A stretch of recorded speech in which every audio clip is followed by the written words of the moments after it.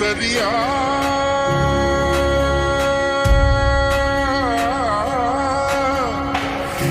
बालम ओढ़ी पधारो हमारे देश रे पधारो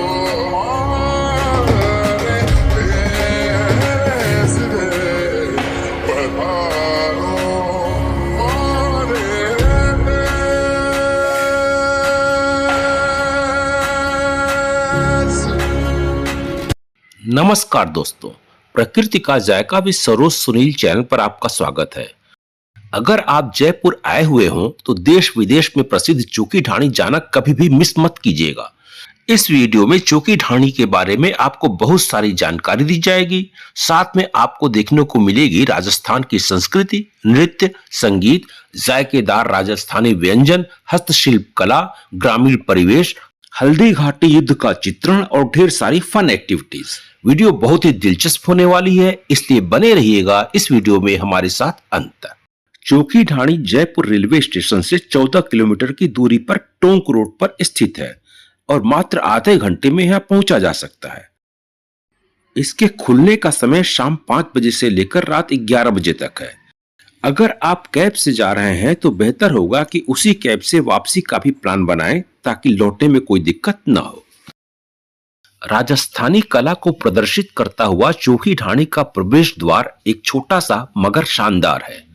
यहां से आपको यह आभास नहीं होगा कि इस छोटे से गेट के भीतर 10 एकड़ का एक ऐसा विशाल क्षेत्र है जिसमें ठहरने के लिए रिजॉर्ट्स भी हैं, रेस्टोरेंट्स भी और राजस्थानी संस्कृति और कला को संजोए हुए गांव भी। गेट से एंट्री लेने के बाद आप अभिभूत हो जाते हैं जब आपका स्वागत टीका लगाकर किया जाता है।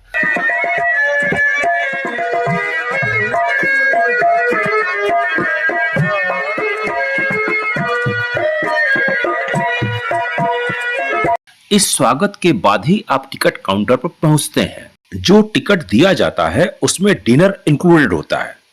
टिकट के 3 रेट्स हैं। राजस्थानी डिनर के साथ चौकी ढाणी देखने का टिकट प्राइस एडल्ट का 900 रुपए है और चाइल्ड का 500 रुपए, जबकि रॉयल थाली के साथ चौकी ढाणी देखने का टिकट प्राइस है 1100 रुपए और 650 रुपए। यहां हम आपको स्पष्ट कर दें कि राजस्थानी डिनर और रॉयल थाली दोनों में परोसे जाने वाले व्यंजनों में कोई अंतर नहीं है। दोनों ही अनलिमिटेड है। फर्क इस बात का है कि राजस्थानी डिनर वाला रेस्टोरेंट नॉन एसी है, जबकि रॉयल थाली वाला एसी के साथ। राजस्थानी डिनर जमीन पर कालीन बिछाकर पारंपरिक तरीके से पत्तल में कराया जाता है, जबकि रॉयल थाली पैकेज में बैठने की व्यवस्था चेयर टेबल के साथ है और खाना थाली में दिया जाता है।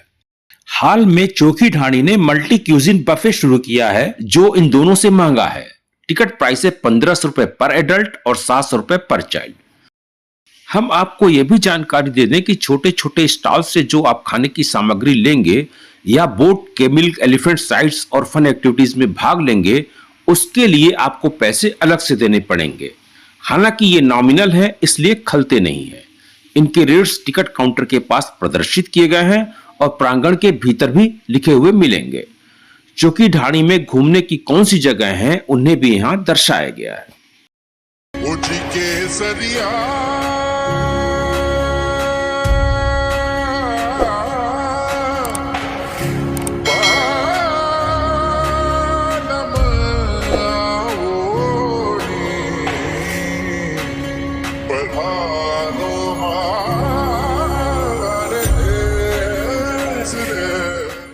टिकट लेने और सिक्योरिटी चेकिंग के बाद जब आप प्रवेश करते हैं तो बाजरे की राबड़ी दी जाती है। यह एक तरह से एक वेलकम ड्रिंक है जो कॉम्प्लीमेंट्री होती है। इसे आप दूध वाली मीठी रबड़ी से कंफ्यूज मत कीजिएगा। इसे राबड़ी कहते हैं जो बाजरे के आटे और छाछ से बनाई जाती है और यह सूप की तरह से होती है। इसका स्वाद नमकीन होता है। राबड़ी यहां तैयार की जा रही है और आने वाले सभी मेहमानों को सर्व की जा रही है। यह अत्यंत सुपाच्य होती है और बॉडी टेम्परेचर मेंटेन करने में सहायक होती है। इसे सर्दी में गर्म और गर्मी में ठंडा करके पिया जाता है। बूढ़े, जवान से लेकर बच्चे तक इसका सेवन कर सकते हैं।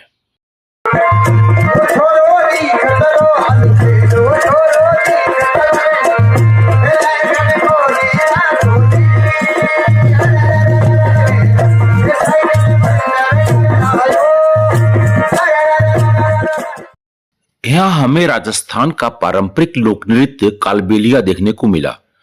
इसमें महिलाएं घेरेदार काले घाघरे पहनकर सांप की तरह बल खाते हुए नृत्य करती हैं और पुरुष देसी वाद्य यंत्र बजाते रहते हैं। इनके साथ टूरिस्ट भी खूब एंजॉय करते हैं।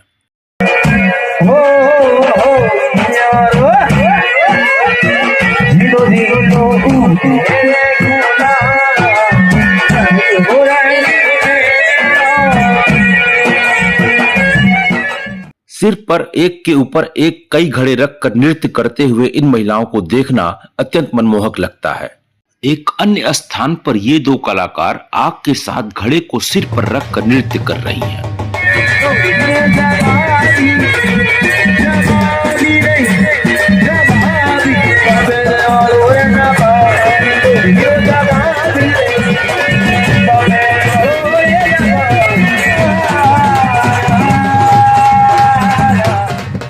राजस्थान आए हुए हों और ऊंट की सवारी न करें तो यात्रा अधूरी है।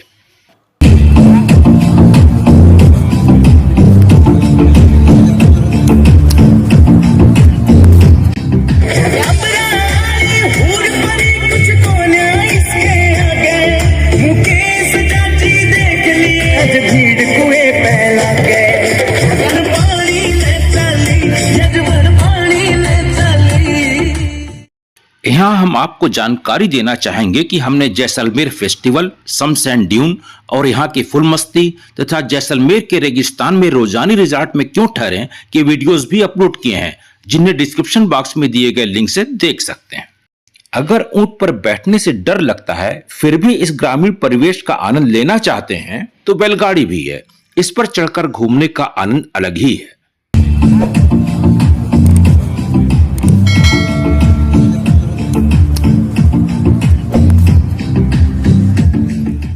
यहाँ पर बैलगाड़ियों के नमूने भी प्रदर्शित किए गए हैं। हालांकि अब इस तरह के बैलगाड़ियों की संख्या तेजी से कम होती जा रही है। इनके अलावा चोखी ढाणी में एक नदी बनाकर बोटिंग की सुविधा भी उपलब्ध कराई गई है। यह नदी नेशनल म्यूजियम के सामने है। जलती हुई लालटेन के पीछे नदी के साथ इस तट का दृश्य बहुत ही खूबसूरत दिखाई देता है। अब हम प्रवेश करते हैं नेशनल म्यूजियम में। इस म्यूजियम में ग्रामीणों के रहन सहन और संस्कृति को चित्रों और मूर्तियों के माध्यम से बखूबी प्रदर्शित किया गया है।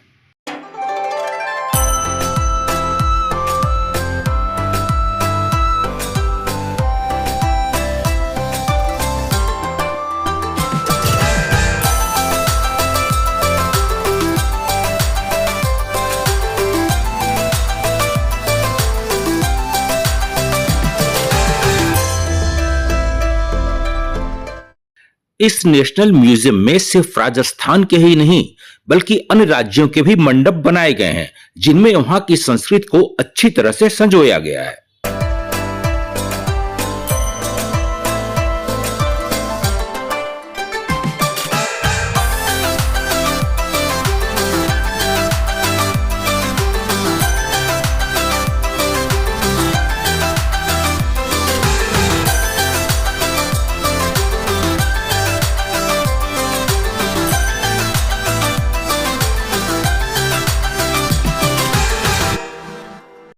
ऐसे मंडप में घरों की सजावट मनमोह लेती है। जाड़े की चांदनी रात में खुले आसमान के नीचे जब चलते चलते और म्यूजियम देखते थक जाएं तो चारपाई पर बैठकर अलाव तापने का आनंद लिया जा सकता है।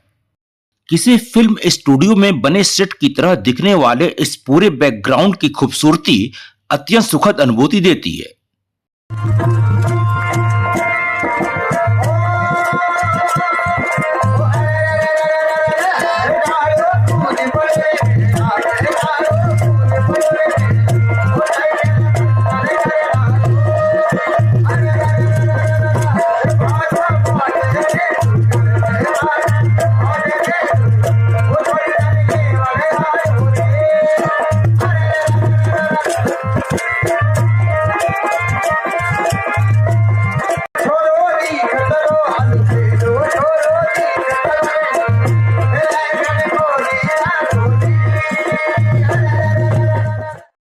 कहीं पर भी कठपुतली नृत्य देखना अत्यंत मजेदार लगता है। चोखी ढाणी में यह करतब दिखाने वाले अलग अलग दिनों में बदलते रहते हैं। अगर आपको यह वीडियो अच्छी लग रही हो तो आपसे अनुरोध है कि आगे देखने से पहले इस वीडियो को अभी लाइक कर दें और अगर आप इस चैनल पर नए हैं तो कृपया इस चैनल को सब्सक्राइब कर दें। साथ में बेल आइकन भी प्रेस कर दें ताकि आगे अपलोड होने वाले वीडियोस का नोटिफिकेशन आपको तुरंत मिल जाए।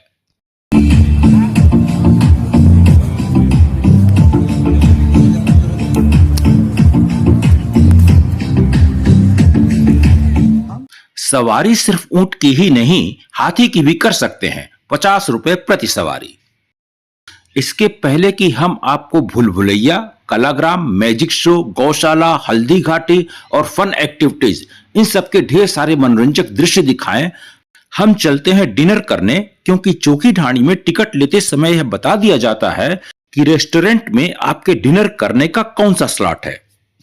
अब हमारा समय हो गया है। यहाँ हम दिखाएंगे कि रॉयल थाली में हमें कौन से व्यंजन दिए गए और बताएंगे कि इनका स्वाद कैसा था।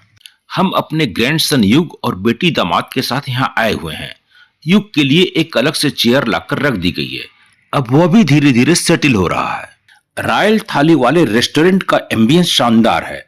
डाइनिंग हॉल को यहाँ सामने किसी राजस्थानी महल की तरह सुसज्जित किया गया है। इस बीच छाछ और सलाद लाकर रख दी गई है। अब रॉयल थाली हमारे सामने रखी जा रही है।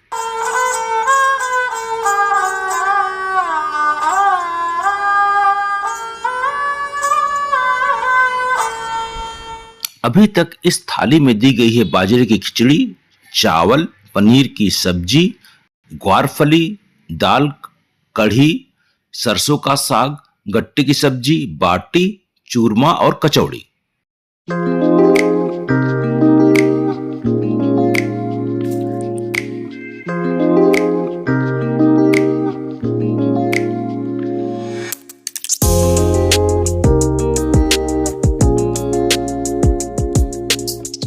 अबे क्या टेस्ट किया, क्या पसंद है? है ना, ये ट्राई किया है बाजरे खिचड़ी। घी और चीनी के साथ। हाँ। ये अच्छा है काफी। यहाँ युग को गाजर के भरोसे शांत रखा गया है। देखिए ये बाटी है। बाटी। हाँ बहुत अच्छा है। ये साग अभी टेस्ट किया है, ये भी बहुत अच्छा है। हाँ। और ये बाजरे की खिचड़ी बहुत अच्छी। अब बाजरे की रोटी के साथ सफेद मक्खन दिया जा रहा है।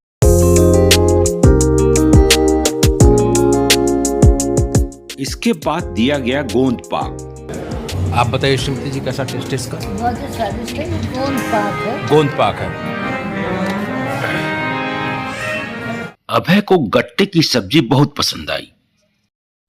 अंत में सर्व की गई कुल्फी। हमने जयपुर के गुड़ मिश्री रेस्टोरेंट और फूड कोर्ट के भी 2 वीडियोस अपलोड किए हैं, जिन्हें आप डिस्क्रिप्शन बॉक्स में दिए गए लिंक से देख सकते हैं।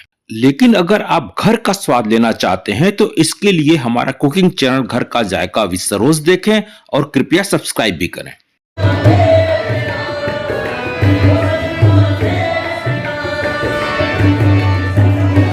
सब कुछ बहुत ही अच्छा था।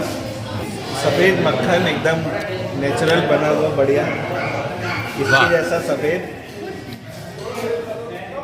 रिसेंटली चौकी ढाणी ने 1500 रुपए के टिकट प्राइस पर बफे भी शुरू किया है, जिसमें नॉनवेज और इंटरकॉन्टिनेंटल फूड्स भी हैं। लेकिन हम आपको 900 रुपए वाला राजस्थानी डिनर या 1100 रुपए वाली रॉयल थाली पैकेज लेने की ही सलाह देंगे, क्योंकि जब आप राजस्थान आए हैं तो ऑथेंटिक राजस्थानी व्यंजनों का स्वाद लेने से मत चूकिए।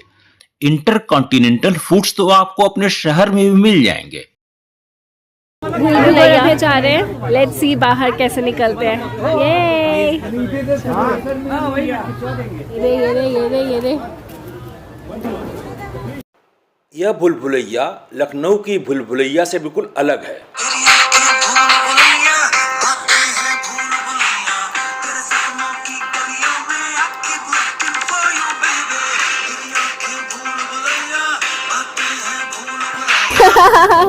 भूल गए। लेकिन अभय ने अंत में रास्ता ढूंढ ही लिया। ये गुड। अब हम प्रवेश कर रहे हैं कलाग्राम में, जहां बहुत ही दिलचस्प चीजें देखने के लिए हैं।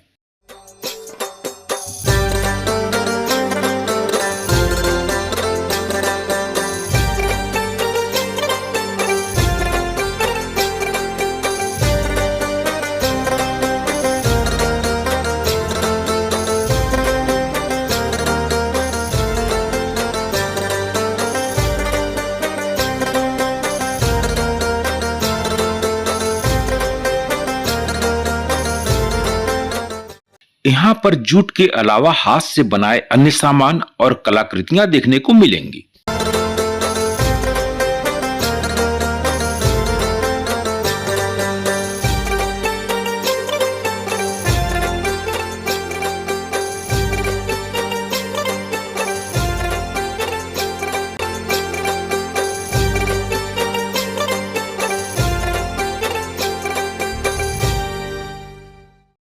यहाँ पर कुम्हार एक छोटी सी लुटिया बना रहा है। बचपन में हम अपने मोहल्ले में यह कारीगरी अक्सर देखा करते थे। तेजी से घूमती चाक पर हाथ से तरह तरह की आकृति गढ़ते देखना बहुत ही अच्छा लगता था। दिवाली जैसे त्योहार पर दिए और मिट्टी के खिलौने करीब करीब हर घर में इन्हीं के यहाँ से आते थे। लीजिए, अब यह लुटिया बनकर तैयार है। लेकिन लाख से चूड़ियां कैसे बनती हैं, यह हमने नहीं देखा है। यह दुकान लाख से बनी चूड़ियों की है। ये चूड़ियां राजस्थान की संस्कृति का हिस्सा हैं। ऐसी चूड़ियां ज्यादातर जयपुर के कारीगर बनाते हैं। लाख से चूड़ियां बनते देखने का अवसर हमें चोखी ढाणी में यहां प्राप्त हुआ।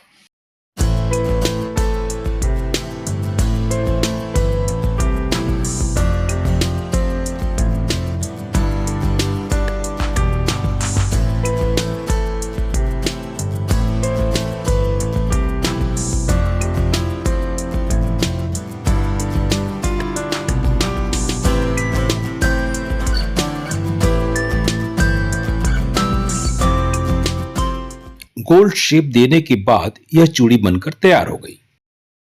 बड़ी ठनी आभूषण यानी महिलाओं के जेवर और श्रृंगार से संबंधित तो आगे बढ़ने पर घर की साज सज्जा वाली वस्तुएं मिल रही हैं।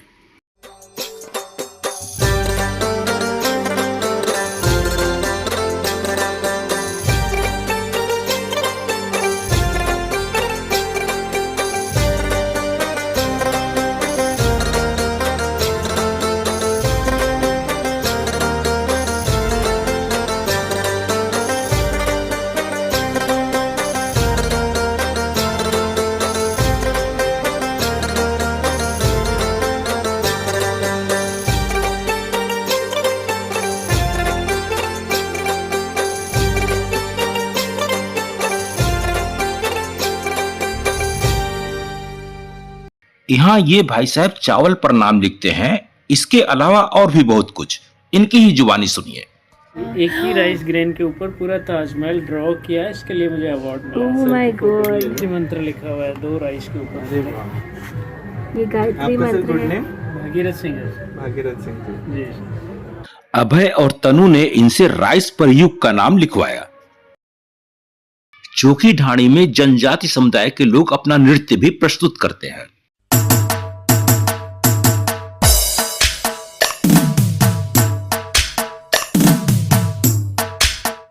यहाँ नाग नागिन की विशाल और खूबसूरत आकृतियां बनी हुई हैं। बीच चबूतरे पर बैठकर जादूगर अपना करतब दिखाते रहते हैं।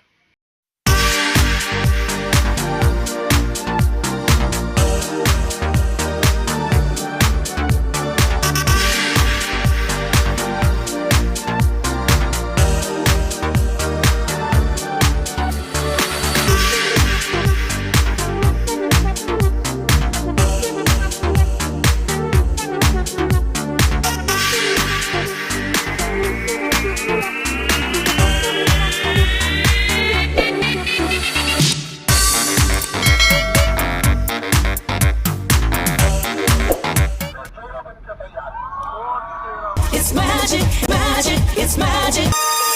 अच्छा नहीं कुछ भी, पक्का नहीं कुछ भी, होता है जो कुछ भी, सब खेल है। यहाँ पर गर्मा गर्म दूध मिल रहा है, उस पर मलाई की परत जमी हुई है। सरोज को दूध बहुत पसंद है। ऐसे मौके से वे कैसे चूक सकती हैं। ये तो गाय के थन से तुरंत निकला हुआ कच्चा दूध भी पी लेती हैं। वाह, कुल्हड़ में दूध, क्या बात है, गर्मा गर्म दूध। खाट पर बैठकर कुल्हड़ में दूध पीने का मजा ही कुछ और है। खाना खाने के बाद और दूध पीने के बाद अब ये पस्त हो गई है। अब यहाँ तक कि पैर भी चारपाई पर नहीं रख पा रही हैं। यह दूध कहाँ से आता है, चलिए वह स्थान देखते हैं। चोखी ढाणी में एक बड़ी सी गौशाला भी है, जहाँ तनु अभय युग को लेकर आए हैं। रीतू, इतने पास से पहली बार देखा है।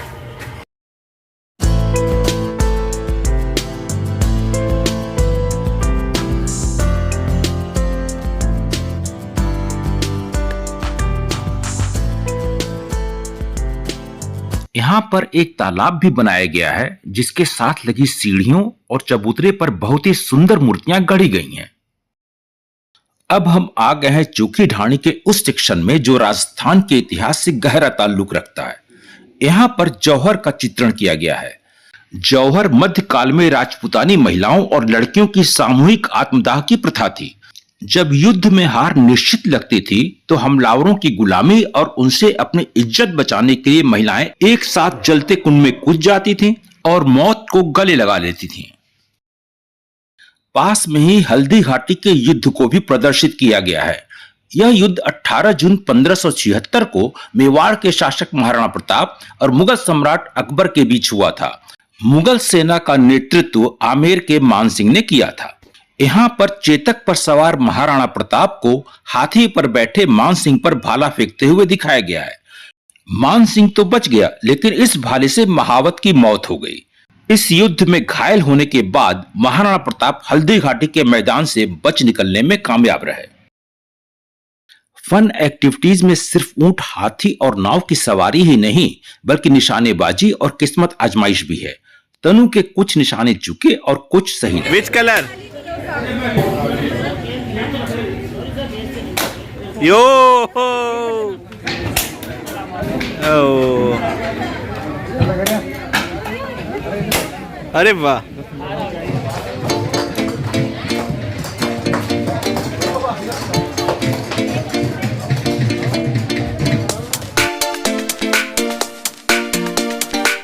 यहाँ 10 रुपए में 6 बॉल्स मिलते हैं घड़े में डालने के लिए। सरोज ने निशाना साधा लेकिन चूक गई। जरा सा रह गया। वो हो 6 बाल देते हैं, 6 में से 2 डालने थे। अब मैंने इसमें 2 डाल दिए, ये 2 निकाल के दिखा रहे हैं। 10 रुपए हमारे वापस आ गए। यही है ना जी? ठीक है, ओके, थैंक यू। इस स्टॉल के ओनर ने हमें बताया कि अपनी मिसेज और अपने हस्बैंड के दांत तोड़ने हैं। 5 रुपए में 3 बार यह मौका मिलेगा। मैंने सरोज के 3 दांत तोड़े और 2 छोड़ दिए। अरे मम्मी आपकी बारी। गुस्से में आकर सरोज ने मेरे भी 3 दांत तोड़ दिए। अरे बाप रे, निशान ची मम्मी। अब हम इन्हीं 2 दांतों से सरवाइव कर रहे हैं क्योंकि पूरा डेंचर लगवाने का खर्चा भी बहुत है। चोखी ढाणी यानी एक अच्छा गांव जिसमें ज्यादातर झोपड़ियां होती हैं, गांव से थोड़ा हट करके। ढाणी को राजस्थानी बोली में ढाणी कहते हैं। जयपुर की इस चोखी ढाणी को देखकर दिल करता है उनको सैल्यूट करने का, जिन्होंने चोखी ढाणी की परिकल्पना की और जिन्होंने उसे साकार किया। मेरा तो सुझाव यह होगा कि हर राज्य की राजधानी और उसके प्रमुख शहरों में चोखी ढाणी से प्रेरणा लेकर अपने अपने प्रदेशों की कला संस्कृति और ग्रामीण परिवेश को दर्शाते हुए ऐसे निर्माण किए जाने चाहिए जिनसे उस प्रदेश के और बाहर से आने वाले टूरिस्ट उनसे रूबरू हो सकें और वहां की संस्कृति को समझ सकें। यह कहने में मुझे कोई हिचक नहीं होगी कि अगर आप मात्र 900 रुपए से 1200 रुपए में और 5-6 घंटे के भीतर राजस्थानी गांव संस्कृति, लोक संगीत का अनुभव, पारंपरिक भोजन का स्वाद, ऊंट और हाथी की सवारी और मौज मस्ती भरी शाम बिताना चाहते हैं तो जयपुर की चोखी ढाणी से उत्तम स्थान कोई नहीं है। वीडियो को लाइक और सब्सक्राइब करने के साथ कमेंट सेक्शन में जरूर बताइएगा कि यह वीडियो आपको कैसी लगी। वीडियो को अंत तक देखने के लिए बहुत बहुत धन्यवाद।